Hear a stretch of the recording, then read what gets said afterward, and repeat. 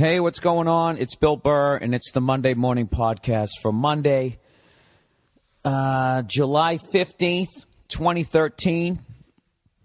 Barry Sanders, Dan Marino. How are you? How's it going? I know, the podcast's late. I don't understand why you guys feel like you actually have, not all of you guys, just a few of you, actually feel that you know when this podcast is supposed to come about. You know? It's called the Monday Morning Podcast. Why isn't it around on Monday morning? Well, let me ask you this. Remember that fucking song Led Zeppelin did? That, hey, mama said the way you move, gonna make you sweat, gonna make you groove. Click, ba-da-ba-da-ba-boo-ba-bee-ba-da-doo-ba-doo-ba. Remember that shit? The name of that song is called Black Dog. It's not about a black dog. He never says black dog. Like a black dog walked in the fucking studio, right? Wasn't wearing a hoodie. So nobody shot it. John Bonham didn't have to stand his ground. All right? The fucking dog came walking in. And they just called the song Black Dog. So there you go. The Monday Morning Podcast. I do it Monday mornings when I wake up. When I'm in town. I was on a fucking plane this Monday morning. Flying from Boston. B-A-W people, not B-A-H. You Midwestern cunts thinking you can do a Boston accent. It's B-A-W, Boston. The Red Sox, S-A-W-X. Like saw, like you're going to saw down a tree. Can you figure that out there, Mr. Green Jeans, when you're not out there planting food for the fucking country? Well, can you? Well, all right then. I was just asking. You don't have to grab your little shoulder straps on your overalls. By the way, what is that pocket for between your man tits? What do you stick in there, huh? Your remote control? Huh? You stick something in there for whittling? You go scrub your nails. Fuck was I talking about? Oh, yeah, I was flying back from Boston, and I got upgraded. This is a classic example of cold lotion, everybody. All right? I'm in the back of the plane with the fucking animals, right? All of us back there clamoring around. You know, we all sucked at math. Or maybe we were good at math. We just weren't good at fucking, getting along with people. Which is one of the keys, main keys to success, people. You got to be a good shit. I don't care how smart you are. You got to be somebody that people want to be around. All right? If Albert Einstein was a cunt, just think of how many more Japanese people would be around today. That's so bad. I'm sorry. I can never get past that he made the bomb. He didn't have to do it. Those fucking people asking him to make the goddamn thing, they didn't know how to do it. He could have just been like, yeah, I don't know how to make something like that. You're going to have to earn this one there, Sergeant Riker. All right, I probably offended at least 9 different races at this point. Let's keep going here. I know there's a point in here somewhere, so I'm flying back. So I'm in the back of the plane, right? With the people who say what they feel to their boss. The people who sucked at math. The people who fucking knocked up somebody that they're not in love with. I don't know what we did to deserve to be in the back of that fucking plane. All right? But we're back there. And all of a sudden, I get a little fucking tap on the shoulder and it says, Mr. Burr, there's a spot up in our first class cabin. There's a space available. You've been upgraded. And what do I say? Do I say, no, I'm not going, I'm staying with my people? The downtrodden, the mentally challenged? Not in a mentally challenged kind of way, just like in that guy's not all there kind of way. Huh? Do I fucking hang in there like William Wallace as they pull out my entrails trying to drag me into the first class and say, no, I'm not going. I'm going to stand my ground. I'm going to stay here in the the main cabin. I love it. They call it the main fucking cabin. Right? Like you're feeling like, oh, this is the main, this is the shit. I'm in the main, I'm VIP. No, you're not. You should call it the fucking corral or something like the stockade. Anyways, did I stay with my people? No, I didn't. I sold them out.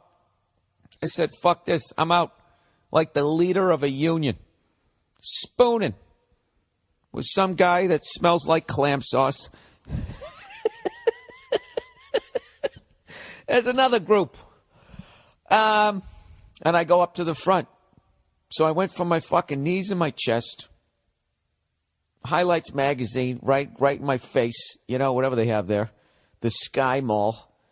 You know? In case you want to buy a fucking Mickey Mouse ashtray, whatever the hell they have.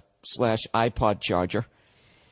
That's my joke that me and Joe always do. Our joke, I should say, about Bobby Kelly. Whatever gadget he has. It always ends with, and it charges my iPod, dude. Dude, I just bought a fucking dildo, dude. It goes clockwise, counterclockwise, and it charges my iPhone, dude. I'm sorry.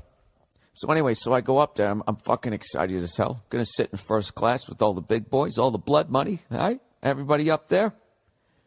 You know, some bearded fellow with curly cues and diamonds under his hat. I'm up front. I'm up front with the blue bloods. People who own horses just to own them. Because they think they're cute. Not because they got to go fucking till the land. That's how you say it. So I get up in my seat. The only thing sucked was I was the very front row, so you can't put your shit under the person in front of you. So I had to look for an overhead compartment space. People, if you could just put your bags in the overhead compartment so we could expedite the boarding process. We're trying to have an on-time departure. They all say the same thing. And I fly all the airlines. I whore around. Anyways, so I fucking get up there. And I sit down in my first class fucking cabin seat. It's 6:50 in the morning flight. All right? I have a nice giant pillow. I have a nice blanket. First class, everything's nice. And you know who paid for it? All those poor saps back in the main cabin. You know? Some lady going into labor 3 months in because her knees are so fucking up to her chin. They don't care. They don't care when she has a little 3-pound baby as we fly over the Rockies. They don't care. They don't give a fuck. To them, that's just another 3-pound animal to stuff in the back of the fucking plane. And at this point, I don't care. Because I'm selfish. I'm about me. I'm up front. I'm rubbing elbows with bankers. You know? I'm the only person up there without cufflinks. You know? Standing out. Like I shouldn't be at the party, but there's nothing they can say about it. So anyways, I probably got 2 hours sleep, which is the best way to get on a plane when you have a long flight. Okay? That is the all-natural way of knocking yourself out. Rather than taking some designer drug that's going to put your liver in a full Nelson, you know? Maybe choke it out and give another 7 hammer fists before that UFC ref can slide over. You know? My only complaint about the UFC. You know? When was the last time somebody got knocked out and then didn't get an additional 4? As the fucking guy's going. I've never understood that aspect of Ultimate Fighting. The fucking guy is out. You can see he's out. And if you don't know he's out, the entire crowd going, oh, doesn't let you know. He's out. Laying on the ground. You know how you fall down whenever you get knocked out? It's funny because, like, your legs cross like you're watching television, like enjoying your day off. And then your arms, they always, like, they're kind of moving, like rocking back, like, doing. Have you noticed that? They always, like, go up.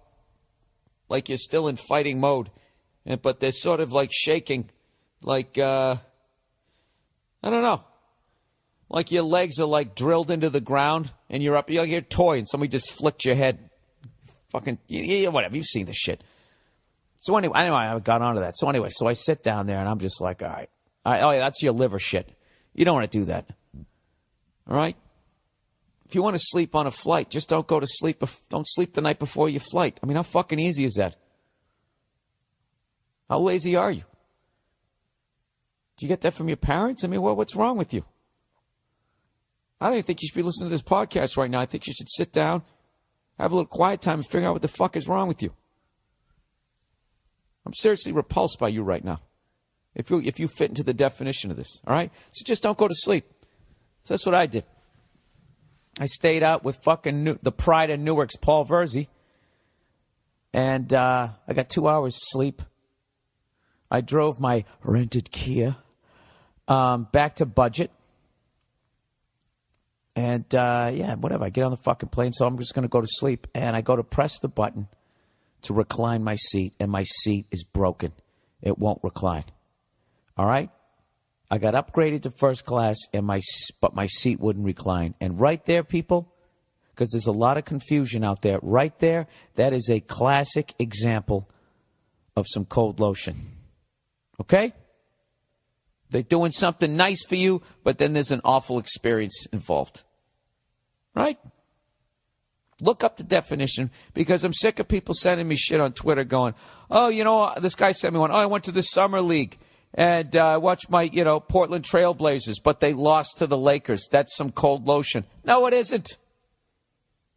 The Lakers didn't say, hey, we're going to lose on purpose tonight.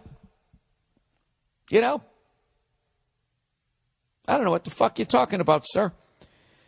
So anyways, now I'm fucking sleeping upright. And, I swear to God, those goddamn chairs on airplanes are just unforgiving. First of all, the fuselage is just far enough away from your head that it's going to kill your neck if you try and lean your head on it. So then you get the pillow, and the pillow's a piece of shit, front or back of the plane. The feathers just scatter, especially when you got a big head like mine, so you can't get that. Then you try to turn to the side, all right? You try to turn and lay at an angle. Then you got the armrest, which feels like a fucking pistol stuck in your side. Ah, it's the worst. I just threw the blanket over my head because I forgot my eye mask. And did you see Superman in eye mask? Sorry. Whatever. I just want to give you an example of what fucking cold lotion is. Or look it up on the Urban Dictionary. They give a great explanation of what it is. I'm tired of fucking correcting people on Twitter. Tired of that? You can tell I've done 3 shows this weekend screaming my brains out because I don't know how to write a joke. I sound like Peter Brady right now. I'm sick of that on Twitter. And then I'm also sick of the fucking people who go first world problems. All right, that's the latest in the list that I'm beginning for Twitter hack. All right, what do we have so far? We have anything that begins with that feeling when, that moment when, or if you go, wait, what? Right? I want the last such and such time of my life back. I just threw up a little bit in my mouth. All of these you've heard thousands of fucking times. Yet for some reason, a select 90% of people on Twitter continue to use them as if they're still funny. The same fucking people who would go out to go see a comedian, and if they did the same shit that they already saw him do on TV, they'd be like, the show sucked. You know? And they go on Twitter and they fucking hack it up. Now, I know I'm being harsh on you guys because you're just civilians, but if you want to enter the wonderful world of joke writing, you need to step up your fucking game. Why don't you try to find your own voice on Twitter in 180 words, fucking letters or less, whatever it is. All right? But I'll tell you right now, I'm a little disappointed in a lot of you. You're better than that, okay? First of all, if you live in a first world, you should never tell somebody that's a first world fucking problem, as if to remove yourself from your spoiled existence. You know, like you don't have some roast beef in the fridge that you didn't have to go out and kill and maybe lose your oldest son trying to bring that fucking yak down. Right? Is that where roast beef comes from? Where does roast beef come from? That's some sort of steer. I guess that's a steer. Cow, you get the milk, right? Unless it fucking beats up other cows and then they fucking kill it and they make steaks. Steers, you get the steaks, rump roasts and all that shit. And then bulls go around and they fuck the cows to make more steers and more cows. Am I right? Anybody? Anybody out there a farmer? Anybody out there in the fucking cattle game? The Cattle Game. That's a new movie I'm working on. The Cattle Game. It's about a cow that has a dick and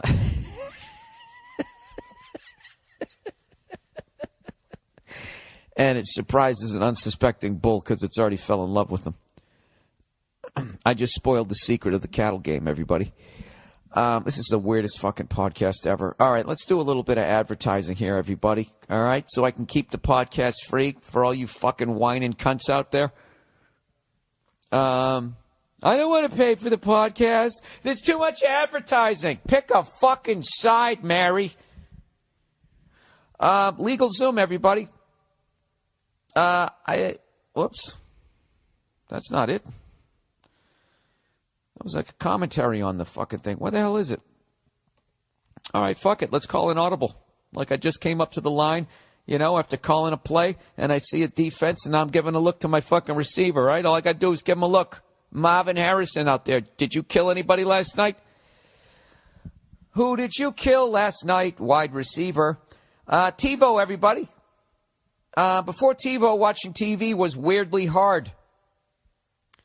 Weirdly hard. I don't think it was. I think it was pretty basic. You turned it on, you sat down, you looked at it. I got issues with that. But you know what? I'm going to be a company man, and I'm going to play ball here. Bill Burr reads the TiVo ad, take two. Me, yo. Me, TiVo. Before TiVo, watching TV was weirdly hard. You could only watch a show at a certain time. And if you missed it, or even a part of it, you literally had to wait for it to go into reruns before you could see it again. Now, I'm old enough to tell you that that's 100% true. You missed one episode of Happy Days, you didn't know what was going on. How did Chachi knock up Joni? When did they have a kid? Well, you missed last week's episode. Have fun. Wait until July. Thank God that's all over, because TiVo totally changed all of that. And while our other DVRs exist, they're not as sickalicious as TiVo. Oh, they're trying to get the young market here. Because if you have cable, TiVo lets you watch your shows wherever you want. With TiVo Stream, you can watch on your iPad all over your house. That's awesome, man. I actually have a little mini iPad now. I got to get this. Instead of just talking about it, I should take action. And even transfer your favorite recordings and take them with you.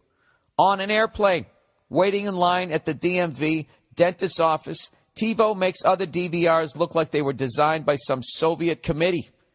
Huh? Take that one, people over there in partial Europe and Asia. Only TiVo searches for both cable and web to find any movie, any show, any video at the press of a button.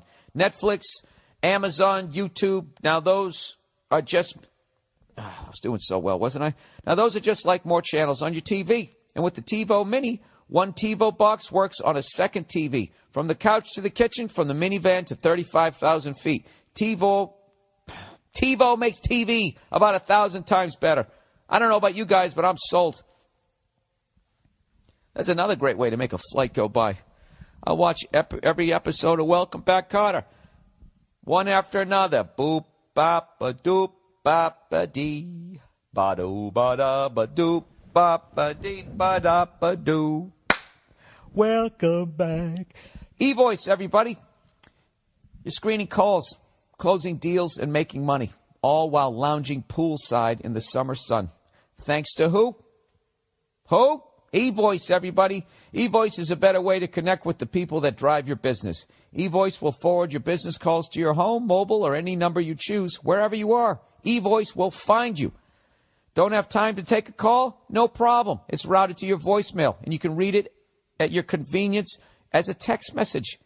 eVoice not only gives you an edge over your competitors, it takes away the edge the big companies have over you right now. With eVoice, you can create the appearance of a whole office building of departments when customers call you. A sales department, customer support, tech support, you name it. And it works with any phone, even your cell. Hey, it's summer. Don't be stuck in your office all day. What's wrong with you? Go out there and get in the sun. Look at the ladies, right? Or if you're a woman, go look at the fellas in their hairy pecs. Free yourself with a free 30-day trial of eVoice so you can see what I'm talking about, or at least what I'm reading about. Go to eVoice.com and enter a promo code BILL for 30 days for a 30-day free trial. Jesus. I always like run down. Great. I get to the horse. I do my little flips, and I never stick the landing. That's evoice.com. Promo code Bill, or go to the podcast page on billburr.com and click on the eVoice banner. And lastly, Dollar Shave Club, everybody. How long have you been getting F'd in the A when it comes to buying blades for your razor? Right? Why are they acting like they're little gold bullions? They're not. They're little poor excuses for metal, plastic hunks of crap, and they lock them behind the register as if you're buying some, I don't know, top shelf booze. Dollar Shave Club, everybody, has made me so much happier about shaving. You know why? I don't have to deal with it anymore. It's a great brand, and they send you these quality razors right to your door every month. Okay? So not only did I get them cheaper, I don't have to stand behind some blue hair who's trying to figure out how to use her douchebag that she bought in the 1930s. Okay? You don't even have to think about it. You don't have to wait in line, get someone to unlock them from a cage, and pay way too much money for a bunch of features that don't even fit on your old handle. Shaving has become a mess. All right? Eliminate all of that from your life. All right? But Dollar Shave Club, you know what it does? It saves me time, it saves me money, and the razors are great. I've used them. I dragged them right across my red face, and I was smooth as a baby's bottom, but not in a perverted way. I want you to try it. Do me a favor. Go to dollarshaveclub.com/Burr. Support this show. Go to dollarshaveclub.com/Burr, or click on the Dollar Shave Club banner at the podcast page, billburr.com. One more time, in case you're on drugs, that's dollarshaveclub.com/Burr. Jesus Christ, how many times I got to tell you? Jesus Christ. All right, back to the podcast. Here's something you don't get a lot on the podcast, everybody, an apology. I owe 2 major apologies. 3. Jesus Christ, where do I start? Number 1, I trashed World War Z. Before it came out, the second I saw the rating was PG-13. If you remember from a couple of weeks back, I said basically that the end of the world is not PG-13. It's like NC-17, if not 18, if that's actually a rating.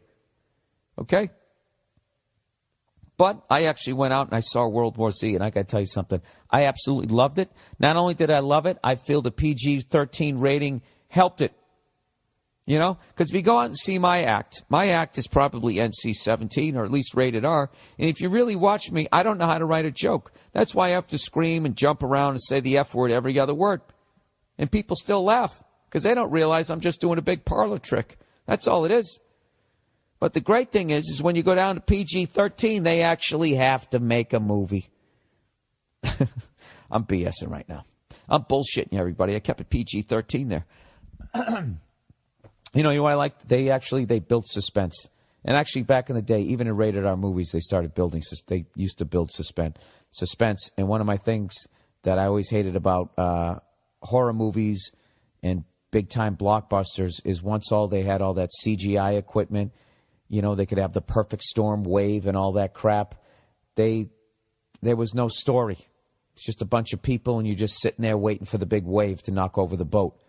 And one night I watched this movie, Dark Night of the Scarecrow, and the movie, I don't know, it was really scared the shit out of me late at night. And I was trying to figure out why. There was really nothing. I couldn't figure out when they were building suspense.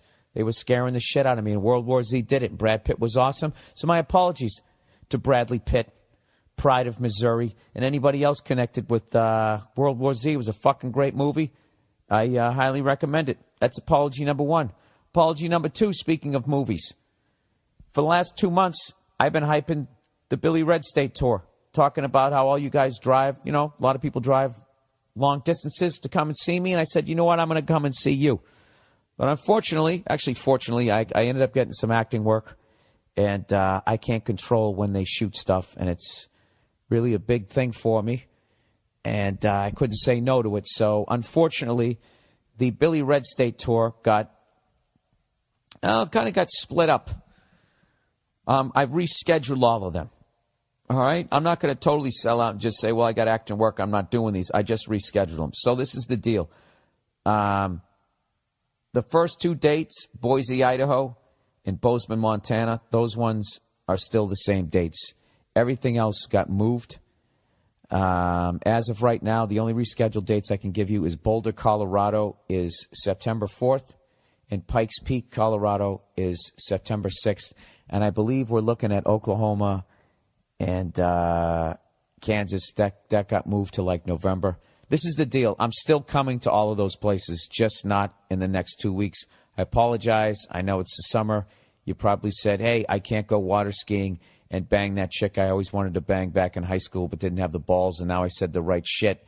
You know, I hope I didn't fuck up something like that for you, all right? But if you're just going to play Frisbee with some cow chips, then I think you can wait a couple of months. Is that really an apology? Started off as one. And then lastly, the last apology that I have is I have to apologize to jolly old England. I usually watch Wimbledon every year, but I've been so busy I missed out, and I ended up the one fucking year I don't watch it. The first English champion since I don't know when. I'm going to guess the 1930s again. Andy Murray. Congratulations for being the first human being with dick and balls from Great Britain. Or should I say England? What does Great Britain? Let's see, the United Kingdom. Who gives a fuck about geography? Whatever, he's from England. I wish I could have seen it. I even watched a clip of it to see how fucking crazy everybody went. So my apologies. I should have given you guys your props. That's awesome. I'm sure you guys are still fucking celebrating. I think that's a great thing. Great for the sport. And speaking of sports, yet another person from overseas sent me another video about rugby. You know, one of those clips where they show all these unbelievably hard hits. And they are hard hits, you know. But they always kind of have to come at me like saying American football is for pussies because they wear all this equipment. So here's what I have to say to rugby people. Fans of rugby who think that American football players are somehow pussies / not as tough as rugby players. Put it this way. When rugby players, like 2-3 years after they retire, start committing suicide by shooting themselves in the chest because they don't want to damage their brain so scientists can look at it after they're dead to figure out why they're so fucked up, you know? When rugby players start doing that, okay, then maybe you have even then you wouldn't have an argument. Then your sport would be as fucked up as ours. You know, and if you want to win that contest, you know, our sport does more damage to our citizens than yours does, then, you know, more power to you. But I'm just saying, I don't think rugby guys, they don't kill themselves, do they? I have no fucking idea. I didn't really research it one way or the other. All right. So I know a lot of people, you know, I were asking me questions here, wanted me to comment on that case down there in Florida. I got to be honest with you. Once it was so racial from the beginning. That shit just depresses the hell out of me. It makes me feel like there's never going to be any sort of progress. I think that there's progress in, maybe stuff in movies and stuff that people say on TV, but I still think people have a lot of the same thoughts. Unfortunately, they do. And so I don't know anything about it. All I can say is that I feel a lot of the people, some of the shit, I had actually stopped following 3 people on Twitter because the shit they were writing was so fucking ignorant about it.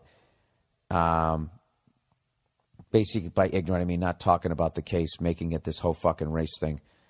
And people like that, on both sides, I would say that if it was flipped and the exact opposite thing happened, played out the same way, except it was a 17-year-old white kid that got killed by an African-American adult, those same people would completely flip on whether they thought it was guilt or innocence. And that's what fucking drives me nuts about the shit and depresses me. But, I mean, race was a big thing about it. I can tell you this right now. If an African-American male adult shot a 17-year-old white kid who had Skittles and iced tea, I don't know. I would not want to be the defendant in that fucking case. Put it that way. I wouldn't.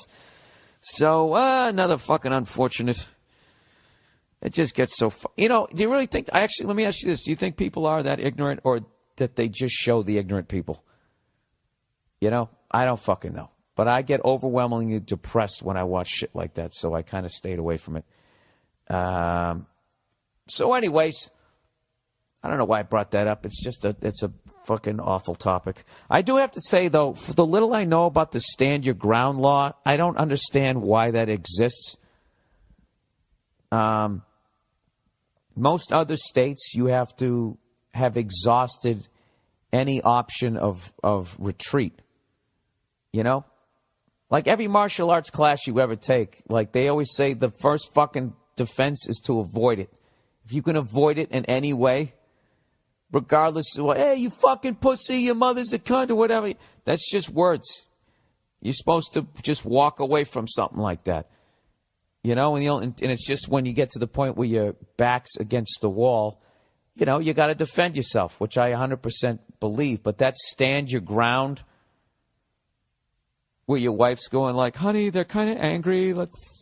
They're drunk. I think we should I ain't moving. Staying in my fucking ground. That sounds aggressive. Like, I don't know the stand your ground law. And I'm just asking here before you start sending me emails written all in capital letters. All right? To me, that just sounds like you're escalating. That's a way to escalate a situation. You know? Do you know how many people fucking stood their ground and just wish that they didn't? Are in wheelchairs now, or missing eyes, or fucking drool all day long? And standing your ground is one of the dumbest fucking things you can do with a complete stranger. Who gives a fuck? They're not in your life. You know? Oh, is that what you think about me? Person who doesn't know me and I'll never see again? That's good. Okay, you're right. I'm walking away. I don't know. I don't know much about the law, but that reminds me a long time ago when I watched this bouncer. He walked up. There was two people arguing. And he comes walking up. Now, his job is to fucking, you know, end the situation. Diffuse it. Right? Hopefully by just talking. You know? So he comes walking up. And he says, hey, what's the problem here? And the guy talking to him goes, well, this guy here, blah, blah, blah, blah. And he put his hand on the bouncer's shoulder, like more like, hey, I want to talk to you to tell you what happened. And the bouncer immediately goes, first of all, don't touch me. And I can't do it the way he delivered the line, but I immediately started fucking dying laughing. Because what he then did, he just escalated the situation. And then that guy who was mad at the other guy took the anger he already had and then focused it on the bouncer. And then immediately they're both on the ground rolling around on the floor. And it was just like, what struck me as so funny was that bouncer came over there and it was just like, did you want to fight the guy? Why would you say that? He should just said, sir, I just need you to keep your hands down there. Thank you. No, what are you saying? Blah, blah, blah. Go that way. But to be like, first of all, don't touch me. Fucking like slap his hand away or whatever. I don't know. I don't know about that stand your ground thing. So I'm also very ignorant of it, as you can tell. So let me know. I'm going to wait till everything dies down, then I'm going to try to read up on the fucking case. But I can't watch it when it's like Rolling Stone is so friggin' to the left, and then you watch like Fox News. And yeah, you know how they are over there. Like it's so hard to try and get some sort of like sanity and all of that. And I don't know, you combine that with every fucking jerk off who has an opinion can write something on the internet. I just kind of avoided the whole fucking thing. Who knows? All right, there you go. So you asked, I said it. I hope I didn't fucking piss anybody off or make it any more painful. All right, and with that, hey, you know something? Somebody wrote some fucked up dream to me that they had that I was in, and actually wrote something funny back. I like to think funny back to him, analyzing his dream, just to give me something else to talk and keep the podcast fresh. If you guys want me, if you had a fucked up dream over the next like 6 days, or maybe one you had a few weeks ago and it's bugging you, and you want me to interpret your dreams, all right? Bill Burr, interpret your dreams. Dreams will be a new segment, hopefully, next week on the podcast. And they don't have to be about me. I hope I didn't confuse anybody there. All right? This is going to be some fucking, narcissistic thing. Even though I am sitting here by myself, I'm too fucking arrogant to have a guest. or lazy or whatever you want to call it. However you want to fucking frame it, that's up to you. I don't tell you how to think. So, yeah, if you have a weird fucking dream, send it in, and I'll interpret your dream. Oh, by the way, I want to thank everybody who came out this week. I was in my old stomping grounds. Went to the Cape Cod Melody Tent, which was just an absolute. That was a dream come true to be able to perform in that place. It's the one and only place I ever saw George Carlin, and it was amazing. I couldn't believe how small it was. Anytime you're in the round, like that many seats look small because you're like cutting the ring off. It's kind of like how Dane Cook did it when he would do like those giant arenas. It's fucking brilliant. Because if you're doing like a giant place like that and you put the stage on one side, it's like that person in the last row up top is a zillion miles away. But if you put it in the middle, it's like, you guys, you can do the fucking math. You don't have to be in construction. You know what I mean? I'm 50% closer to you. And that last row is 50% closer. The second to last row, everything is 50% closer, isn't it? Except for like the front row. But isn't there more front row with the circle? Ah, Jesus, I'm all confused. I'm starting to sweat here. So anyways, I went down there. I had a fucking great time. And I was having such a good time, I forgot to promote that I was selling my DVDs afterwards. So I apologize to anybody who wanted a picture or something like that. I did come out afterwards. There was like 30, 35 people there. Needless to say, I left a lot of fucking DVDs in a box back in Massachusetts. And then the next night, I did the Hampton Beach Ballroom Casino, which is one of my favorite fucking gigs.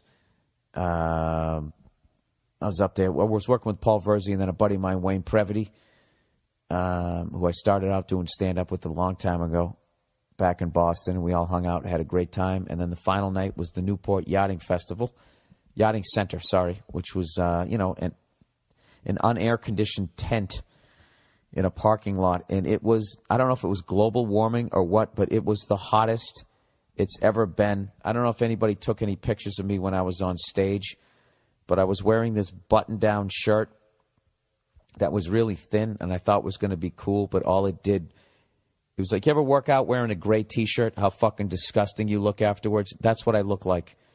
It was gross. But I hung in there, and I got like 50 minutes in, and then I just felt like I got like almost like runner's high. I was so fucking hot, and I think I did like an hour and a half. It was one of the longest I've ever done on stage, standing up there, and I just had a great time and consumed 9 zillion calories, as I always do. I took Verzi on a fucking, we should have filmed it, on this foodie tour of all this shit that I used to be able to eat in my early 20s and wake up the next day and still have a flat stomach. Dare I say abs.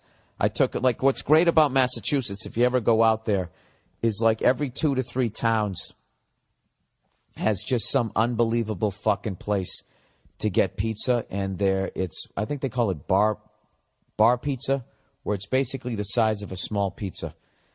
And I'm telling you, the place I have, which I'm not even going to tell you what it is because I don't want to blow it up, because I want to fucking be able to come back there and get a seat. When I did the movie The Heat, Nate Cordry told me about a place he knew down off of Route 3 that was fucking unbelievable. And I don't know, maybe if you guys want to out some of your spots, it's a great thing to do. And then I took him to this fucking ice cream place afterwards. It's like we were on a date. I took him to this ice cream place that's right on a farm. All right, and you get a small fucking dish of ice cream, right? And they put the sprinkles on the bottom. By the way, in Massachusetts, they're called Jimmies, and I just found out that that's what I heard. That's actually racist, because I guess that was another term for African Americans back in the day, like Jim Crow laws. So, hey, there's a couple of Jimmies over there, kid, or whatever. So they call, because the sprinkles a lot of times with chocolate, they called them Jimmies. All right? So I probably shouldn't even fucking said that, because now racists will be like, oh, good, a new way to be a cunt. But anyway, so I always say sprinkles when I'm up there, even though that always makes me feel like silly saying that. Like, could I get some sprinkles? I'm just a little flustered. Now, is that homophobic? I mean, Jesus, it's just a bear trap wherever you step. So whatever, they put the fucking sprinkles on the bottom, and the small is basically like eating a pint of fucking ice cream. So then we walk over, we sit on a bench, me and Paul Verzi sitting on a bench. In defense of us, it was made for 3. All right? And we're sitting there eating ice cream, looking at the cows from the farm where they get the fucking cream and the milk or whatever the fuck they get. Where does the cream come out of the cow? Huh? Is that somewhere around between the taint and the udder there? Is that what it is? Does it got an extra valve? You know what I mean? Like that one that's just for hot water? I don't fucking know. So we're sitting there, and I said, I shouldn't even tell you this. I can't tell you this. I said, I'm going to take a picture of us, and I'm going to send this to Nia, and she's going to fucking trash us. And that's exactly, and I bet him $1, and of course she did.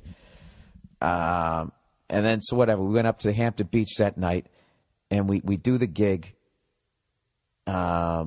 This is a place like Aerosmith when they first started out. Rumors has it that Led Zeppelin actually played there. If they did, it was probably one of maybe.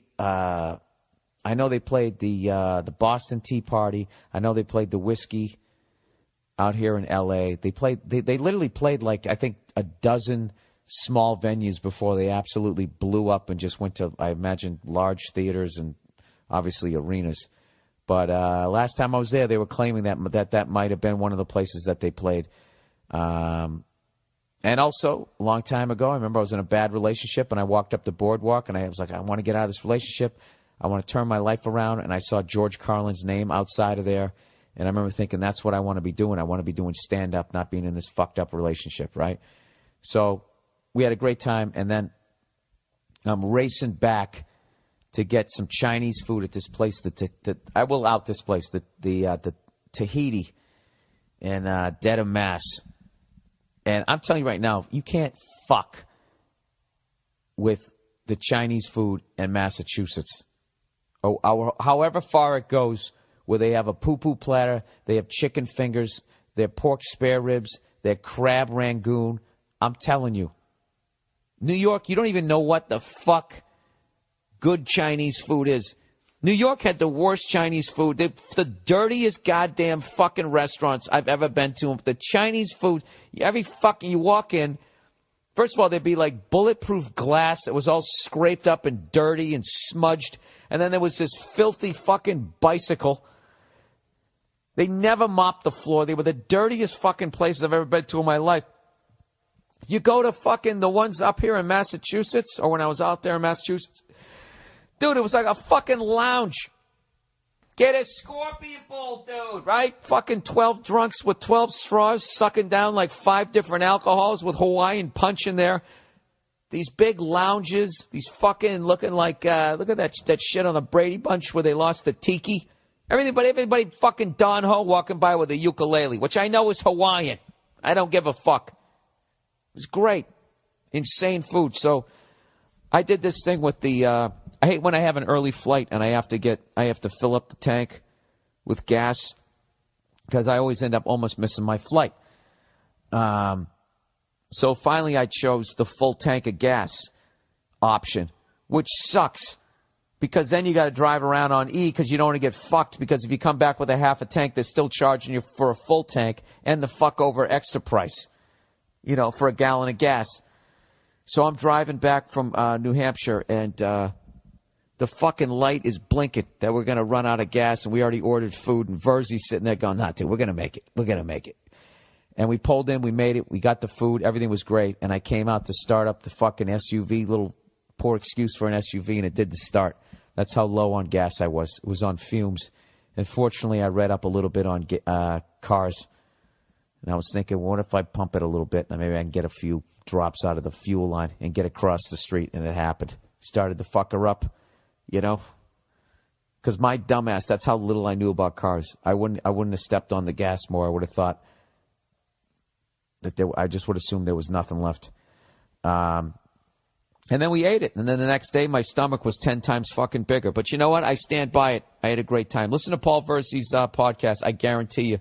The Verzi effect, he brings it up this week. All right, let's get back to let's do a little advertising here, a little frack here. Stamps.com, everybody. I've already told you how not to have to ever go and have to buy, what do you call it, blades for your razor anymore. So already right there, that's one less trip you have to make out of the house. Well, here's one less trip, number 2. So that would be 2 less trips unless you decided to go run errands and do them both at the same time. I don't know how you live your life. All right, Stamps.com, everybody. With the summer in full swing, there are a lot of places we want to go, but the post office isn't one of them. Driving there, parking, waiting for a clerk. What a hassle, man. Why don't you just use Stamps.com instead? Stamps.com. Anything else, anything you would do at the post office, you can do right from your desk. Buy and print official U.S. postage for any envelope, any package, any class of mail. Just use what you already have, your own computer and printer. Stamps.com will make it easy and convenient. It's like having a postal expert available 24/7 whenever you need it. You'll never have to go to the post office again. I'm going to say that again, people. You'll never have to go to the post office again unless you're some weirdo that collects stamps. I use Stamps.com to send out all my DVDs. I've never had a problem, and I'm a moron. Right now, use my last name, Burr, B-U-R-R, for this special offer, no risk trial, plus a $110 bonus offer. Includes a digital scale and up to $55 free postage. It's always the last third.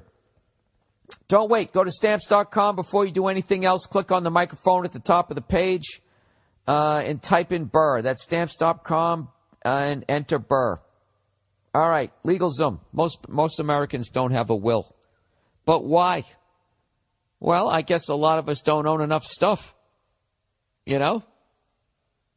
What a depressing way to start it. Let's start this one over, everybody. LegalZoom. Most Americans don't have a will, but why? You don't want government rules dictating what happens to your property and minor children, do you? So why procrastinate? Most people say it's too expensive, too time-consuming, too much of a pain in the ass. My answer to all your problems is LegalZoom.com. Too expensive? You're going to love LegalZoom's reasonable prices. Too time-consuming? No, most people finish the online process in just 20 minutes. 20 minutes to protect your assets and your family after you're gone. And we're not talking some fill-in-the-blank form. Your will is estate-specific and personalized. It's personalized based on your information. Best of all, LegalZoom has 12 years of experience helping people with important legal matters. It's National Make-A-Will Month, everyone. So don't wait any longer. From the people who want to make money off making wills, everybody, it's National Make-A-Will Month.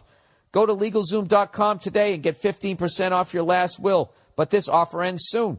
Or a living trust, and you'll receive a pour-over will absolutely free. That's it, people. You should do it. You know what? I should do it. I haven't even done it yet. Nia's been on me. You know what? I'm going to go to LegalZoom just like you. Let's have a race. Who can get their will done first? To get your special discount, be sure to enter Burr in the referral box at checkout for wills, powers of attorneys, trusts, and more. Go to LegalZoom.com. LegalZoom can provide self-help services at your specific direction or connect with an attorney, but they are not a law firm. All right? There you are. There you are. Let's go back to the podcast, everybody. You know what? I've been running my yap, talking about myself long enough. I have an idea.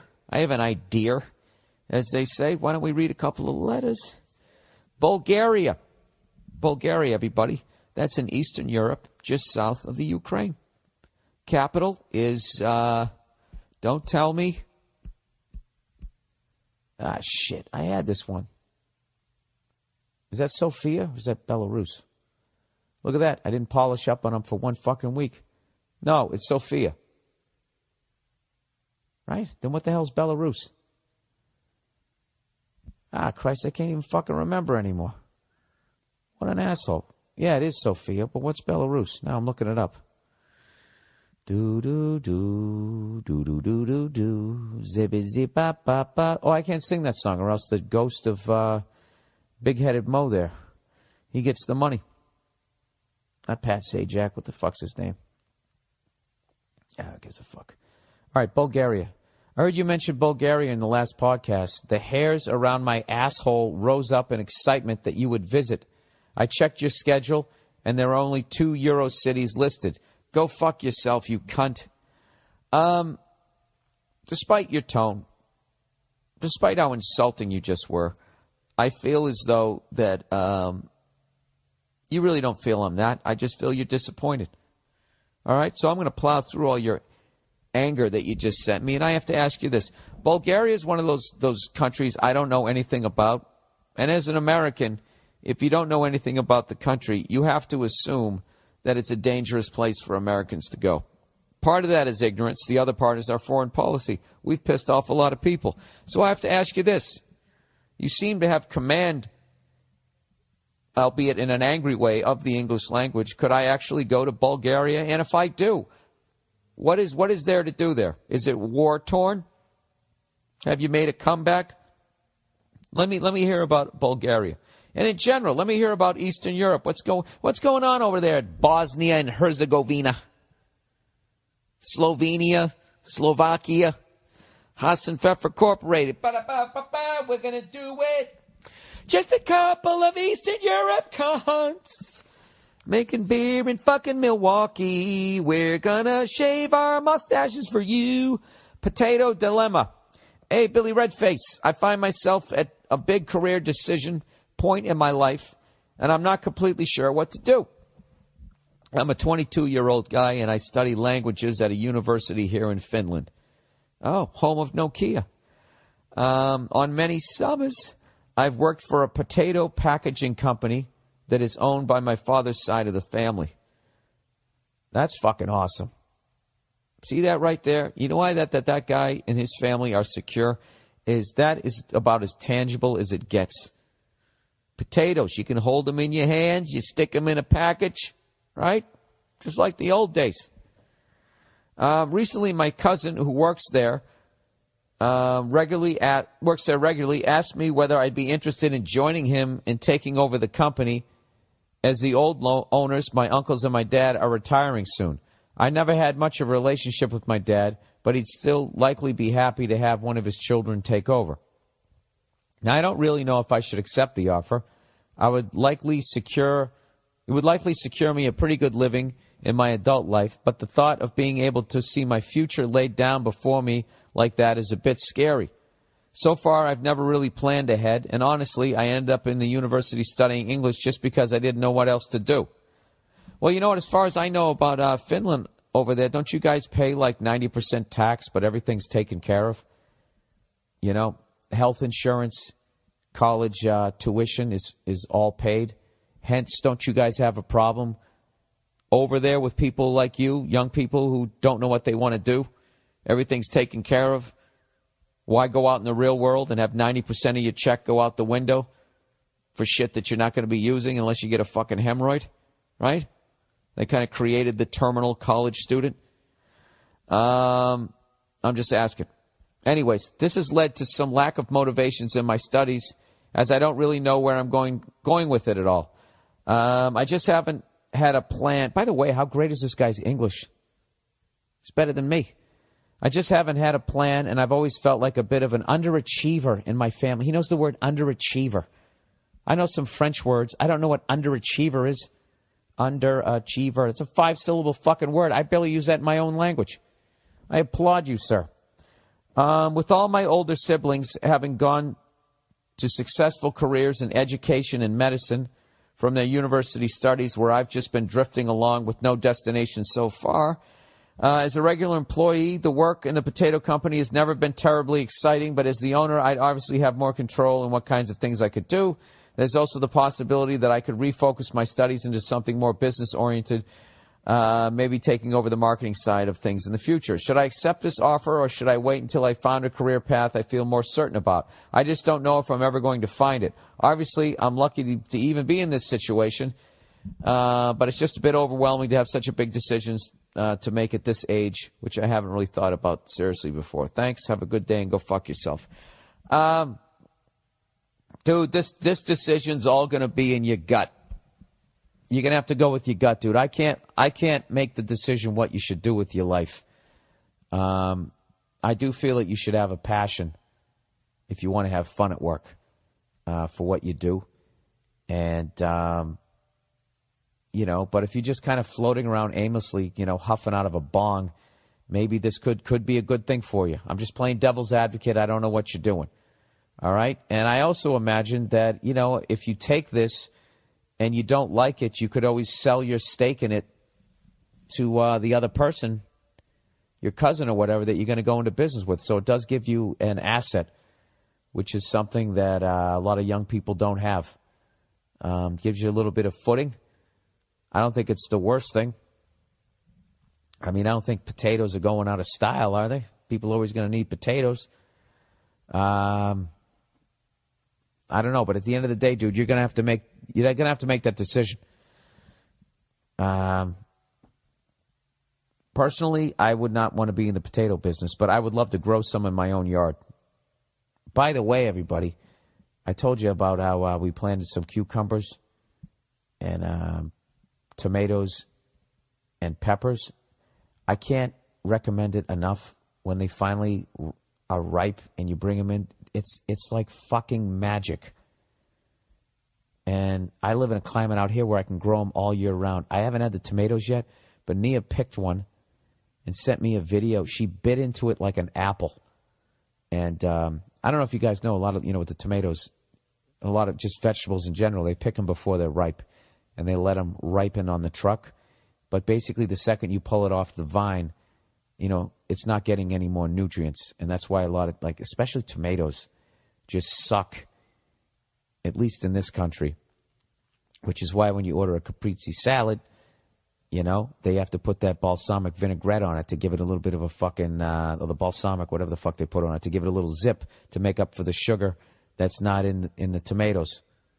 That sweet taste that's not there. The same thing when you make your pizza sauces, you got to throw some sugar in there because the tomatoes over here suck. But if you grow your own, you don't have to worry about that. The only thing you have to worry about is knowing when to fucking take them off, which I fucked up with the cucumbers. I took them off too soon. But it's the greatest thing ever. So getting back to the what you're doing here, sir. And by the way, I'm going to have a whole fucking garden. You know? And then I figure what I'm going to use for protein is the rabbits that I killed that try and steal my vegetables. I'm going to be eating a lot of varmints. A lot of fucking, some rabbit stew, some possum soup, you know? A fucking raccoon burger, you know, a side of rabies. Yeah, dude, you're 22 years old. I mean, at 22, I really don't think you should know what the fuck you want to do with your life. Buying in on a business is some fucking old man shit. You should at least own one pair of suspenders before you make a decision like that, I would think. But I get what you're saying. Like this window of opportunity might not be open when you're 23. And then what if you fucking don't find something else?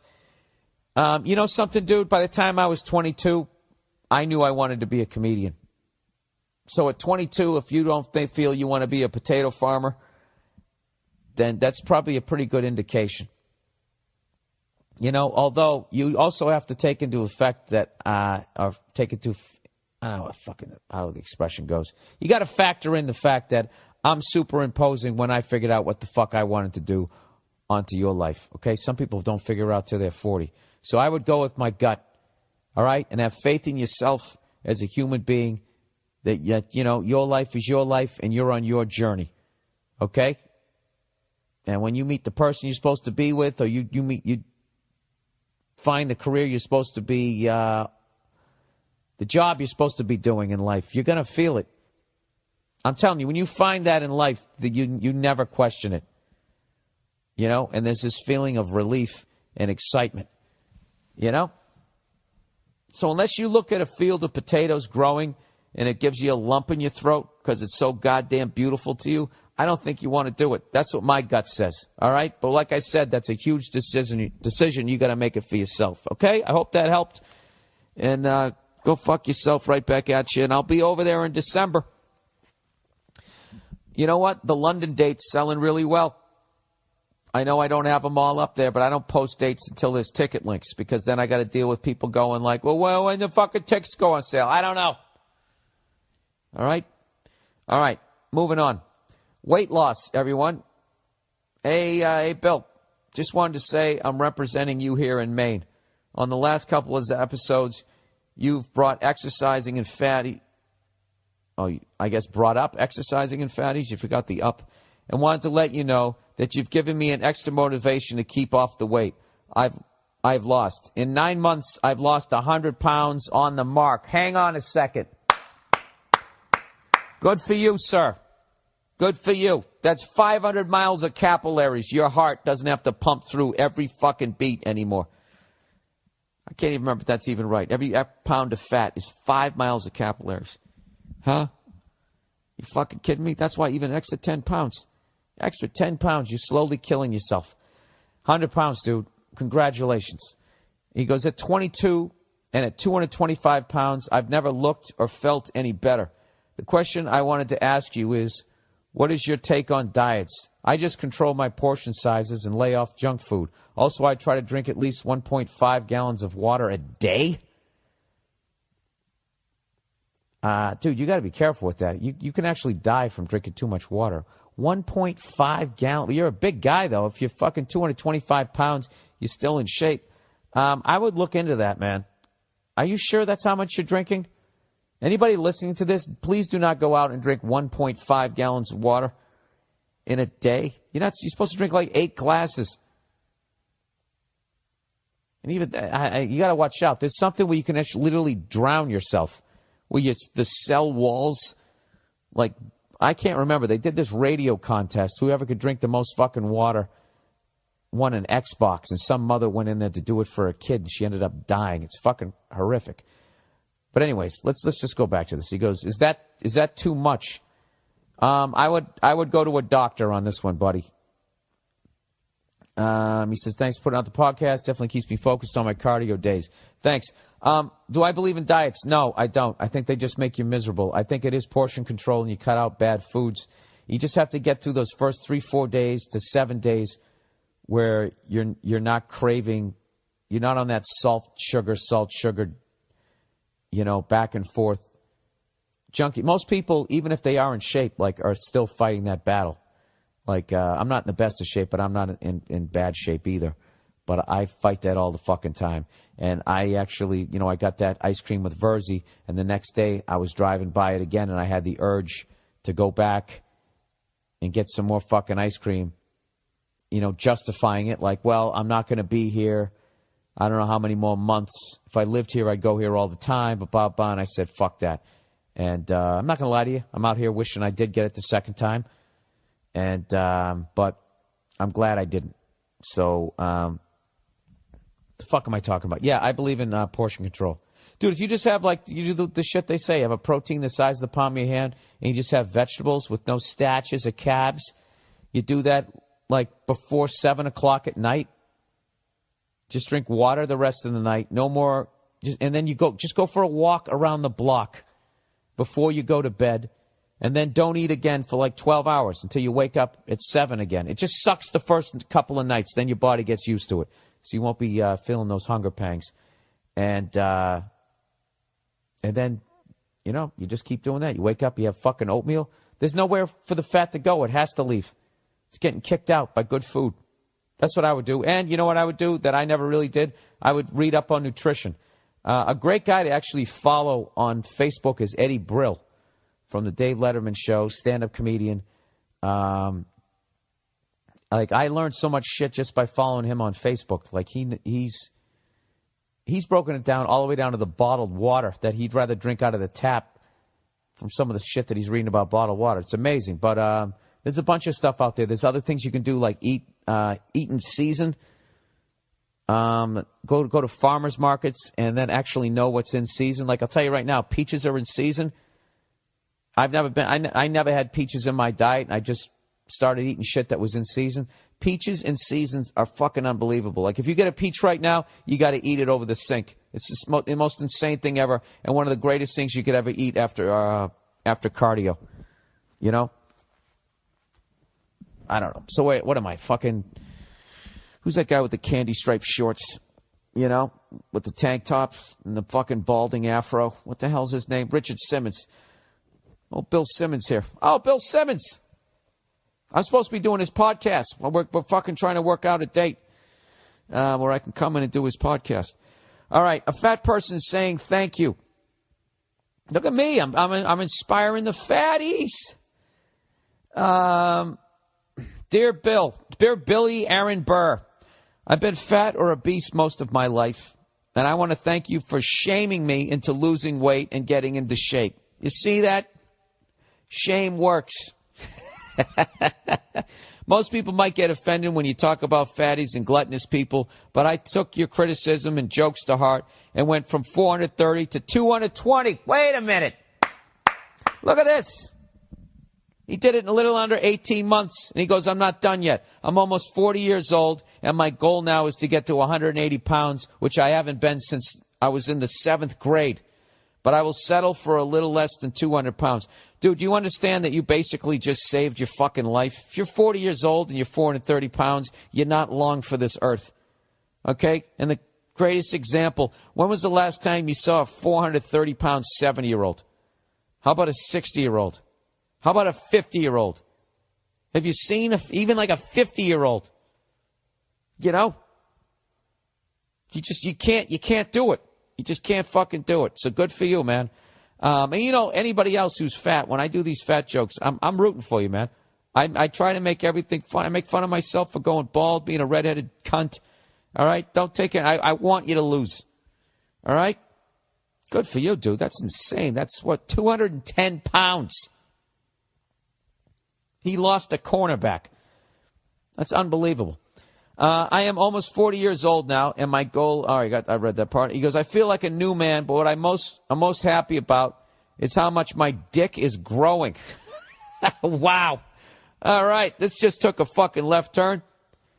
He goes, because of all of the blubber I had, no idea, but it looks like I have at least an 8-inch cock. And that makes me a lot more confident about myself. Well, dude, how long have you been fat? You must have been fat before puberty because you said you were 180 pounds in 7th grade. Ah, dude, you were that kid, right?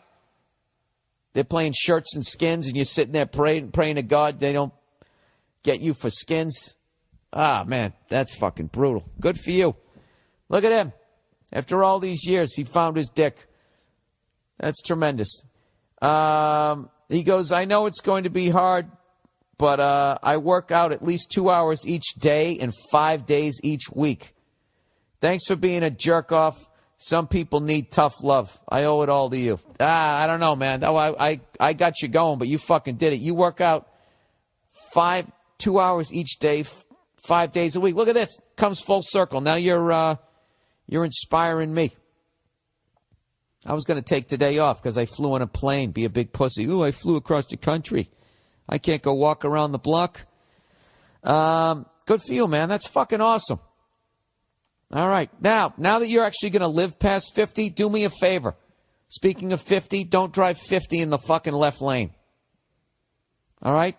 If you're making a left and the light turns green, get out into the intersection so not only the guy behind you, but the guy behind him, we can all fucking make it. All right? Other than that, go back to eating Sundays because we can't use you. I'm kidding. Don't do it. All right. Hulu Plus, everybody. You've tried streaming hit shows on your PC on Hulu.com. Now it's time to start your free trial of exclusive content in your living room and on your mobile devices on Hulu Plus. That's right. They've taken Hulu.com and they've taken it to another level. With Hulu Plus, you get total control to watch thousands of shows wherever you want, whenever you want. Use Hulu Plus on connected TVs, game consoles. See, you notice my brain, I get too far ahead. Game consoles, Blu-ray players, Roku, Apple TV, PC, or watch from anywhere on your smartphone or tablet on demand at all times. And with Hulu Plus, you can binge on full seasons, watch your favorite current shows, and even watch a full series run of classic TV shows. It's endless. They've got Community, Modern Family, South Park, SNL, Jimmy Kimmel, Family Guy, and much, much more. Hulu Plus is only $7.99 per month, everybody. All right? Less than a pack of cigarettes. But right now, they are offering an extended free trial of Hulu Plus that is only available to podcast listeners. Take control of your TV watching experience. Go to the podcast page at BillBurr.com and click on the Hulu Plus banner for your extended free trial, or go to huluplus.com/Bill. Again, that's Hulu Plus banner on the podcast page at BillBurr.com or go to HuluPlus.com/Bill. All right? And believe it or not, that I believe that's all the advertising. All right? Did I read them all? Let's scroll through here. Yes, I did. All righty. Nothing but the jokes for the rest of the way.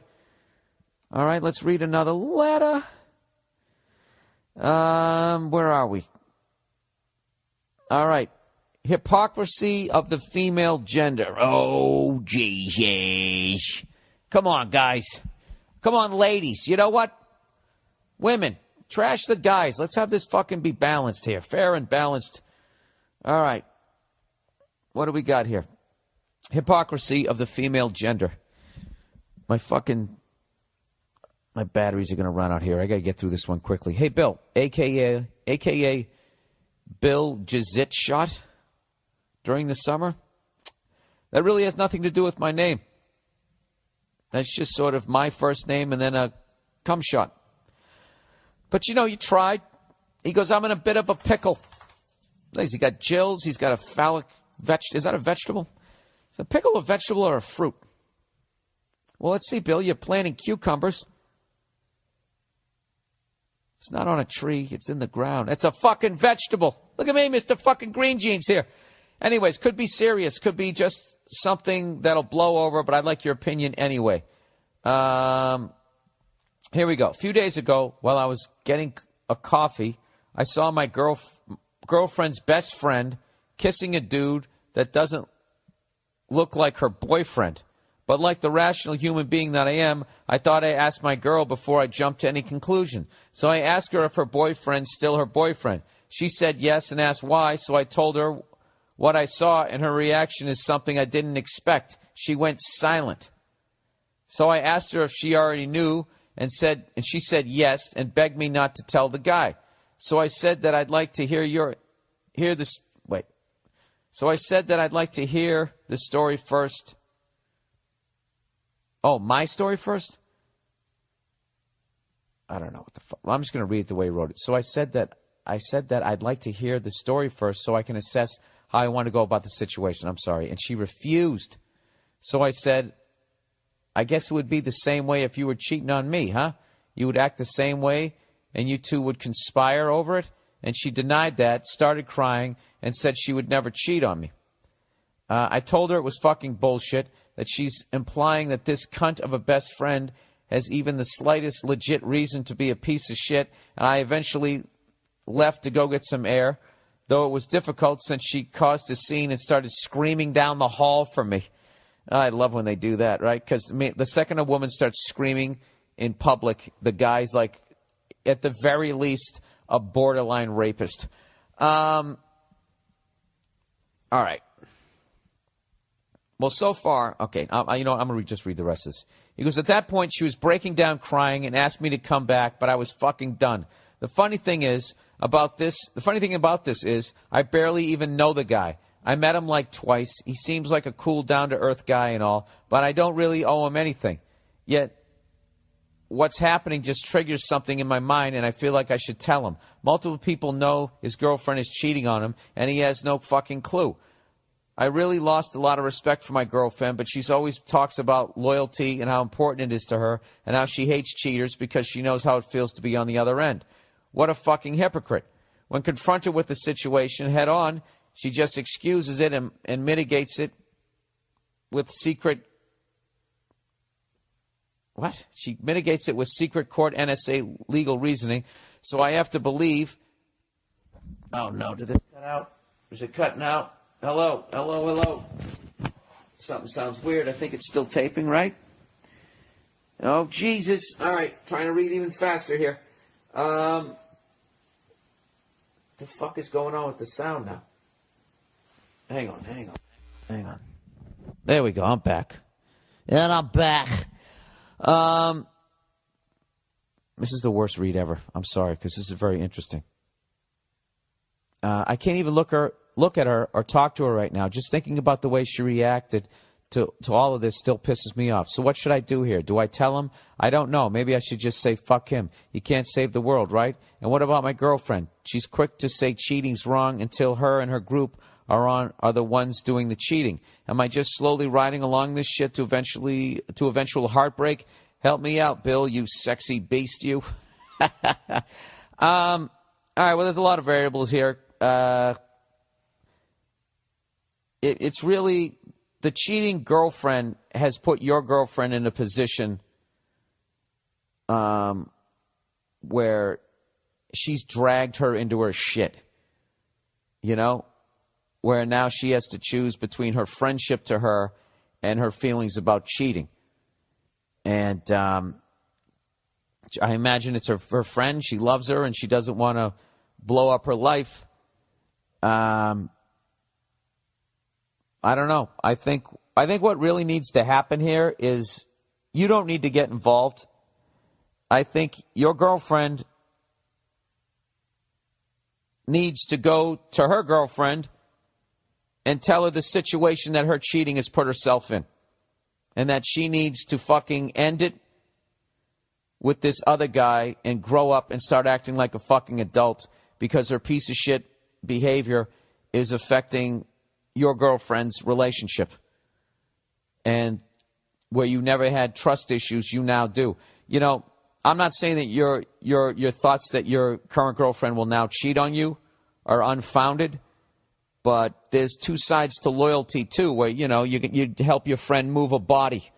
You know, there's people like that. Like, you know, this cheater might be stringing your girlfriend along going, I know, I'm just confused right now. I'm sorry. I feel like I need something different, but I still love Mike. And I'm just doing a little dick shopping. I'm sorry. I had to see it. It's like the cock farmer's market, whatever the fuck she's saying. Right? Fuck her friend. I feel bad for the other dude. What are you going to do? I would just sit down with your girlfriend and just be like, look, this is what has to go down. All right? You know, whatever the fuck I just said. You need to go talk to your girlfriend and tell her that she needs to fucking clear up her situation because it's affecting my relationship. Okay? Grow up. Break up with this other fucking guy. You know? And get on with your life. That's what I would suggest. But I don't think you're wrong to now be looking at your girlfriend like, what the fuck? And I never believe when a woman cries, when you call them out on shit. I never do, because I don't believe the crying as a rule. Because they can cry on cue like Meryl Streep. You know? They just have access to that emotion. And it automatically makes them the victim. It makes you feel like you're a bully. I think you're 100% right to feel the way you did. You might have gone at her a little too strong. I've given you an option. I hope it works out for you. In the meantime, do you think you're going to marry this girl? Because if you don't, you're just wasting time, and this is a great fucking jump-off point to get the fuck out of it. You know?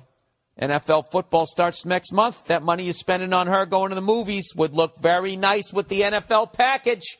You got a lot of options here, sir. Good luck to you. All right, that's the podcast for this week. Thank you for everybody who came out to my shows. I really appreciate it.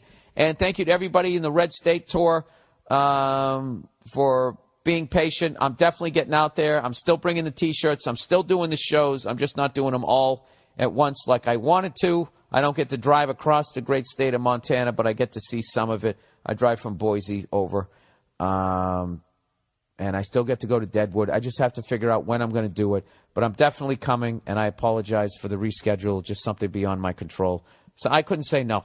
I had to do it. I mean, who the fuck am I, right? I get 8 lines in a movie. If I get a bigger part, I got to take it. All right? So this is not the last time this will happen, but I will promise you guys, if I ever move a date, I will always make it up.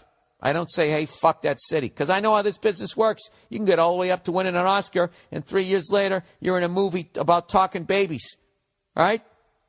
I don't want to do that shit. And if I fuck over Kansas City, then they're not going to come out to my show. So I don't take you guys for granted. All right? And with that, here's the outro. Now that the show's over, don't forget to support our sponsors. All the shit that I read this week.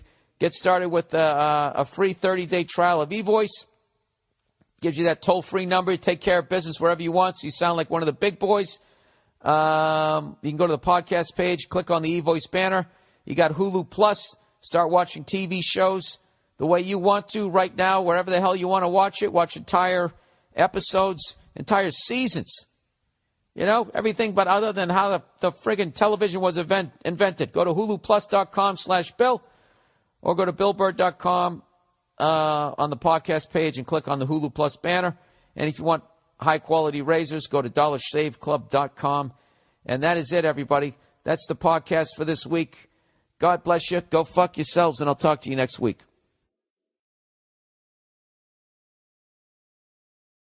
Horror around. Anyways, so I fucking get up there, and I sit down in my first-class fucking cabin seat. It's 6:50 in the morning flight. All right?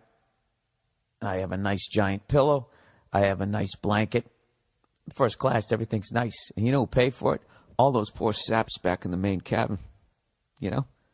Some lady going into labor 3 months in because her knees are so fucking up to her chin. They don't care. They don't care when she has a little 3-pound baby as we fly over the Rockies. They don't care. They don't give a fuck. To them, that's just another 3-pound animal to stuff in the back of the fucking plane. And at this point, I don't care. Because I'm selfish. I'm about me. I'm up front. I'm rubbing elbows with bankers. You know? I'm the only person up there without cufflinks. You know? Standing out. Like I shouldn't be at the party, but there's nothing they can say about it.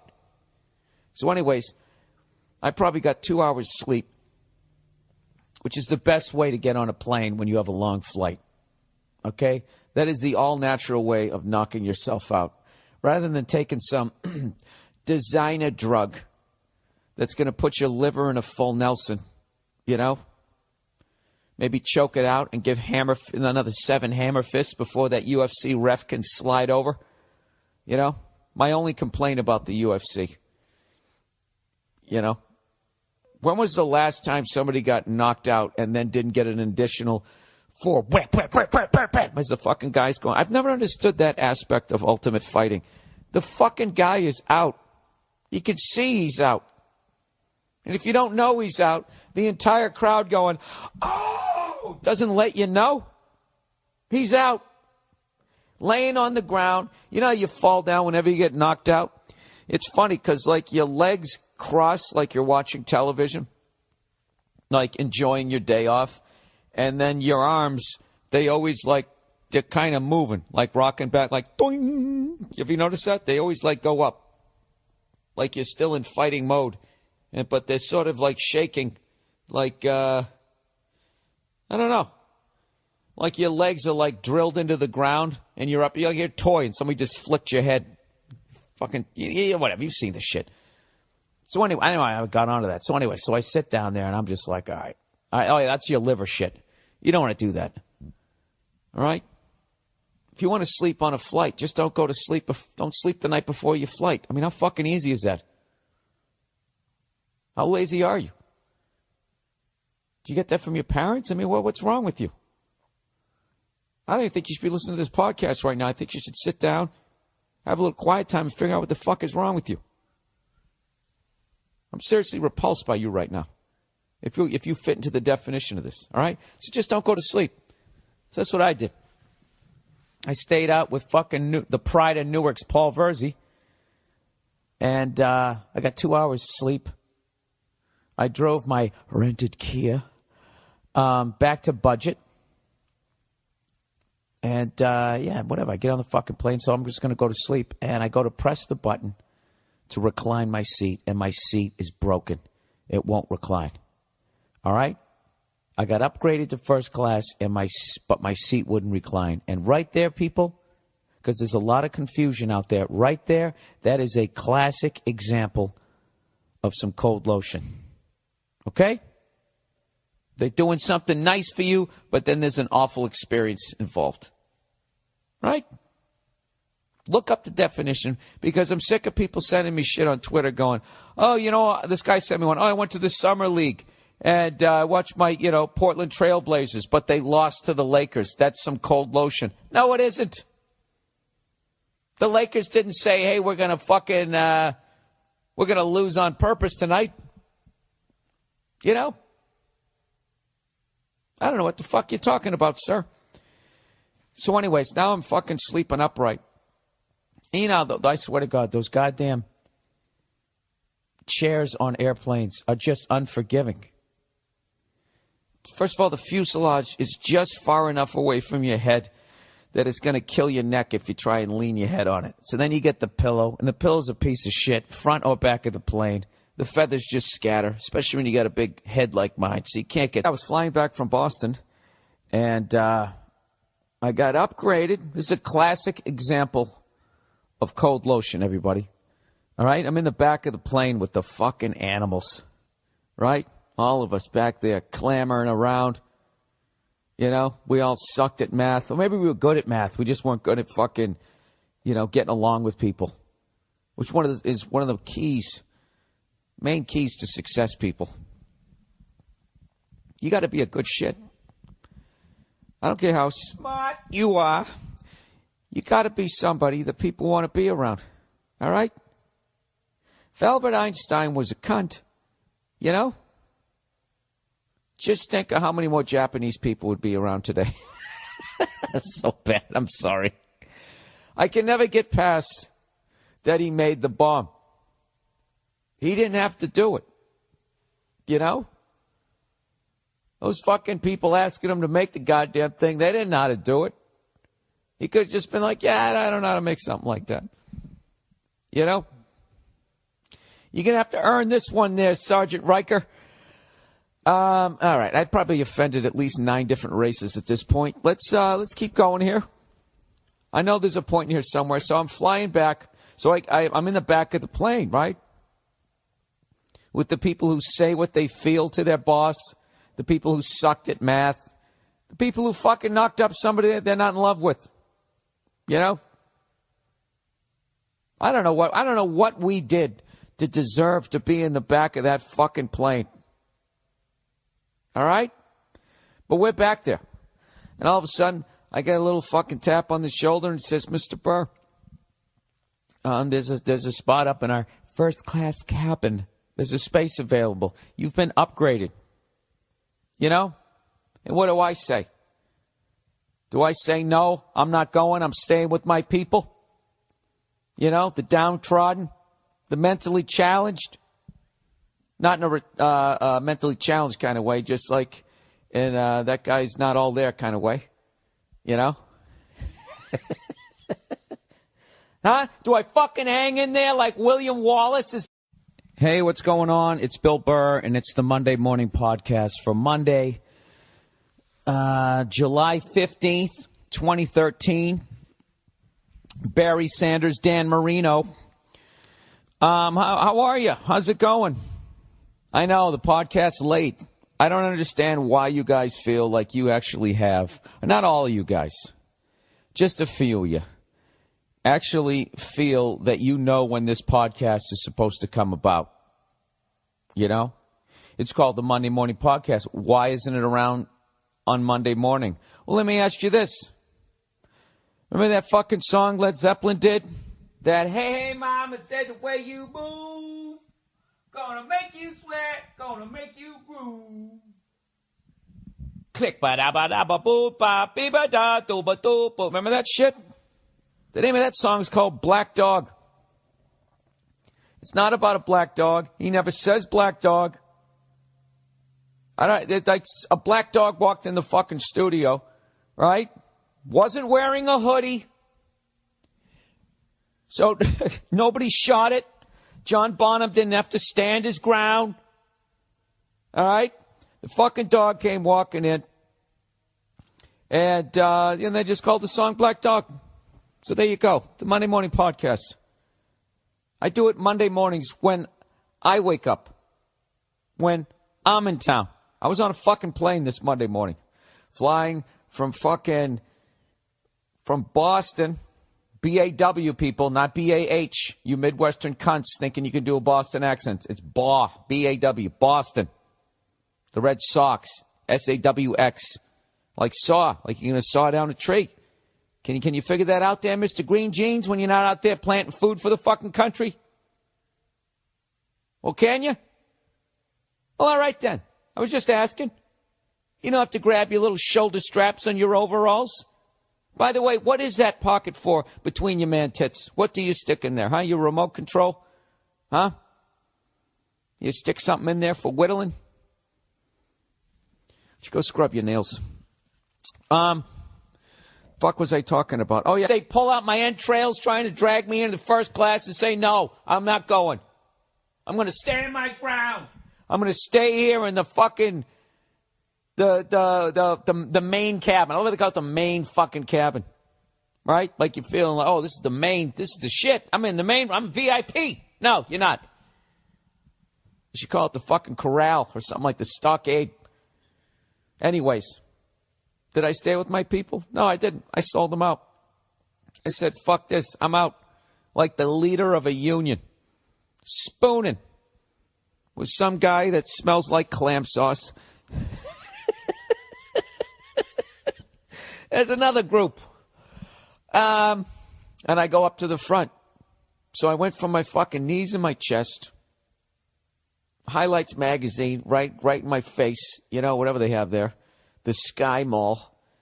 You know? In case you want to buy a fucking Mickey Mouse ashtray, whatever the hell they have. / iPod charger.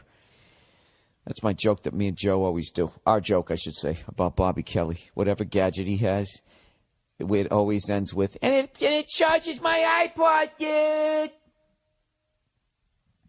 Dude, I just bought a fucking dildo, dude. It goes clockwise, counterclockwise, and it charges my iPhone, dude. I'm sorry. So anyway, so I go up there. I'm fucking excited as hell. Going to sit in first class with all the big boys, all the blood money, all right? Everybody up there. You know, some bearded fellow with curly cues and diamonds under his hat. I'm up front. I'm up front with the blue bloods. People who own horses just to own them. Because they think they're cute. Not because they got to go fucking till the land. That's how you say it. So I get up in my seat. The only thing sucked was I was a very front row, so you can't put your shit under the person in front of you. So I had to look for an overhead compartment space. People, if you could just put your bags in the overhead compartment so we could expedite the boarding process. We're trying to have an on-time departure. They all say the same thing, and I fly all the airlines.